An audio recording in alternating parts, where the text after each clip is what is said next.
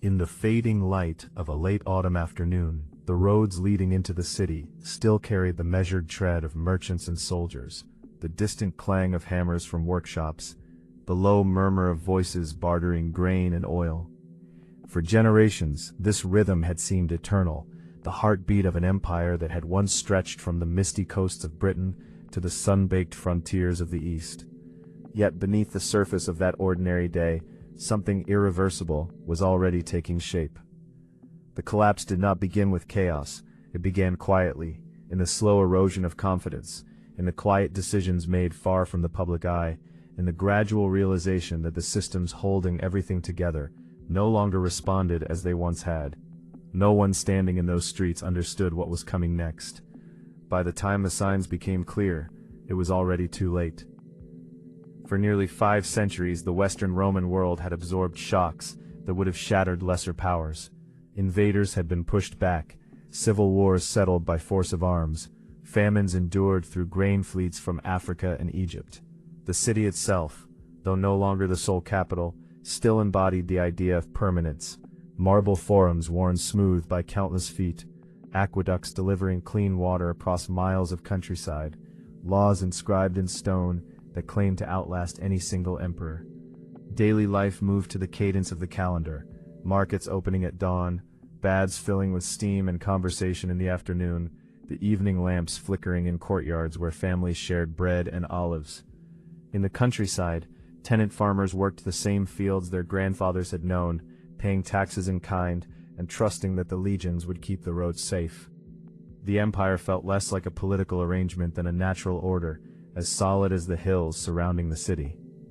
Yet the first fractures appeared not as dramatic ruptures, but as small, almost invisible failures of routine.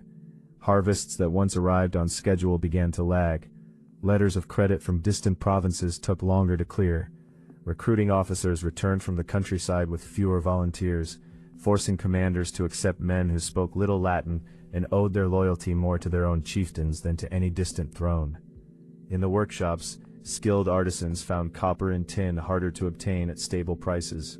The great public baths still opened each morning, but the fuel for their furnaces grew more expensive, and the water pressure from aging aqueducts occasionally faltered. These were the early quiet warnings, annoyances rather than crises, dismissed by those who remembered worse times and believed the old mechanisms of recovery would eventually assert themselves once more. As the decades advanced, the pressure mounted from directions few had anticipated. Border garrisons, once the pride of the army, found themselves stretched thin across frontiers that no longer held firm. Gold coins, clipped and debased year after year, lost their purchasing power. Merchants began demanding payment in kind or in foreign currency that retained its value. In the cities, the urban poor watched the price of bread climb, while the great landowners retreated behind private walls, protected by their own armed retainers. The Senate still met, the emperors still issued edicts, but the distance between proclamation and reality widened. Tax collectors arrived in villages with increasing frequency and decreasing success. Roads that had once been maintained by imperial engineers began to show potholes that no one repaired. The collapse did not announce itself with trumpets. It arrived in the form of unanswered petitions, delayed grain shipments, and the growing sense that the center could no longer command the periphery. Key decisions compounded the strain. Successive rulers, facing empty treasuries and restless armies, chose short-term expedients over structural reform. They granted lands to federated barbarian groups in exchange for military service, believing the arrangement temporary. They raised taxes on the remaining productive classes, driving more freeholders into the protection of powerful patrons who could shield them from imperial demands.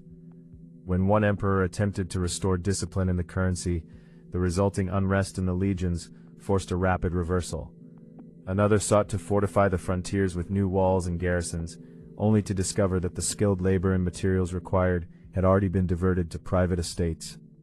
Each choice seemed rational in the moment. Each one narrowed the range of future options. By the time the signs became clear, the machinery of recovery had already begun to seize. The moment the system truly began to fail was not a single battle or a dramatic deposition, but a quieter unraveling of mutual expectation. In the year the Visigoths entered the city under Alaric, the shock was real. Yet many still believed the empire would reassert itself as it had after earlier disasters. What followed was different. The grain fleets from North Africa, once the reliable backbone of the city's food supply, grew irregular.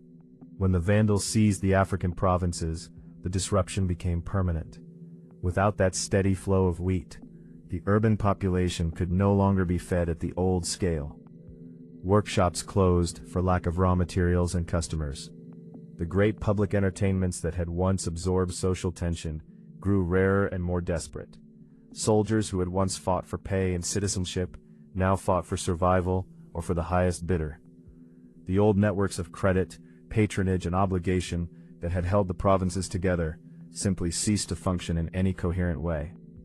Human consequences arrived first in the smallest details of ordinary existence. Families who had lived for generations in the same insula found themselves unable to pay rising rents or secure enough food. Children who once attended schools where they learned the classics now worked the fields or begged in the streets. The baths, those great equalizers of Roman life, fell into disrepair. The silence that replaced the echoing voices and the splash of water was more unsettling than any riot. In the countryside, villas that had once been centers of production stood half empty, their owners either fled or dead. Disease moved more freely through weakened populations, trust itself eroded. Neighbors who had shared festivals and mutual aid began to eye one another with suspicion, uncertain who still answered to the old laws and who answered only to the nearest strong man. The social fabric did not tear in one dramatic gesture. It frayed, thread by thread, until the pattern was no longer recognizable. As the decades of the 5th century wore on, the impossibility of recovery became structural, rather than merely temporary. The administrative class that had once kept records, collected taxes, and coordinated repairs across vast distances simply thinned out. Literacy declined outside the church in a handful of aristocratic households. The roads that had carried armies and commerce became corridors of risk rather than arteries of connection. Local powers, landlords, bishops, military commanders of mixed origin, filled the vacuum, each governing according to immediate necessity rather than any overarching imperial vision. Attempts at restoration, whether by energetic generals or ambitious emperors in the East, found that the western provinces no longer possessed the fiscal base, the manpower, or the shared identity required to rebuild what had been lost. The point of no return had been crossed not in a single year, but across a generation of accumulating failures. The long-term historical impact revealed itself only slowly and in forms that would have seemed unimaginable to those who still remembered the empire at its height. Latin remained the language of law and liturgy, yet the political unity it had once expressed dissolved into a mosaic of successor kingdoms. Cities shrank, trade routes that had linked the Mediterranean for centuries contracted.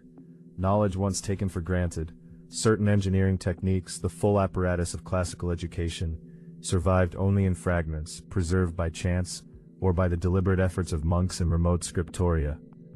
New societies arose on the ruins, drawing on Roman law, Christian faith, and the martial traditions of the peoples who had once been considered outsiders. Yet the continuity was partial. Something essential had been broken, and the world that emerged was not a restoration but a transformation. In the end, the impossibility of recovery was not merely a matter of lost territory or emptied treasuries. It was the loss of a shared assumption that the system could still correct itself. Once that belief eroded past a certain threshold, every subsequent effort at repair operated under different rules, with diminished resources and fractured authority. The empire did not vanish in a single cataclysmic night. It faded through 1,000 small surrenders of capacity and will, until the idea of restoration itself became a form of nostalgia rather than a practical program.